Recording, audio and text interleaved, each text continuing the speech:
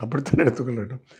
ஆக விஜய்க்கு மக்கள் செல்வாக்கு இருக்கிறது, அவர் சொந்த காலில் இருக்கக்கூடியவர். இப்பொழுது கூட கூட்டணிக்கு வேண்டுமானால் என் தலைமை ஏற்று வாருங்கள், மற்றவர்கள் வரமாட்டேன் என்று சொல்லுகிற அளவிற்கு அவர் ஒரு சக்தி படைத்தவராக, மக்கள் ஆதரவு படைத்தவராக இருந்தால் ஒருவரை நம்பி இருக்க வேண்டிய அவசியம் இல்லை. அவர் வந்தால் பயன்படுத்தி கொள்ளுங்கள்.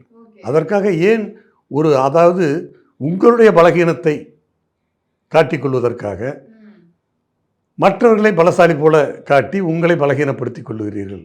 அதுதான் என்னுடைய கேள்வி. ஆக அப்போ இது போன்ற ஆட்கள் வந்தால்தான் நமக்கு அரசியல் எதிர்காலம் என்று அவர்கள் நினைக்கிற அளவிற்கு தங்களை தாங்களே பலகீனப்படுத்திக் கொள்கிறார்கள் என்பதுதான் அவர்கள் இப்பொழுது இவரை பற்றி புகழ்ந்து பெருமைப்படுத்தி பேசுகிற அந்த பேச்சிலிருந்து என்னாலே அறிந்து கொள்ள முடிகிறது. ஆனால் திரு செங்கோட்டையனுக்கு போனதினாலே எனக்கு என்னவோ அந்த கட்சிக்கு பெரிய லாபம் கிடைத்துவிடும் என்று நான் நம்பவில்லை. அதேபோல் இங்கிருந்து செங்கோட்டையனை நாங்கள் நீக்கினாலும் எங்கள் இயக்கத்திற்கு எந்த பாதிப்பும் நிச்சயமாக இருக்காது.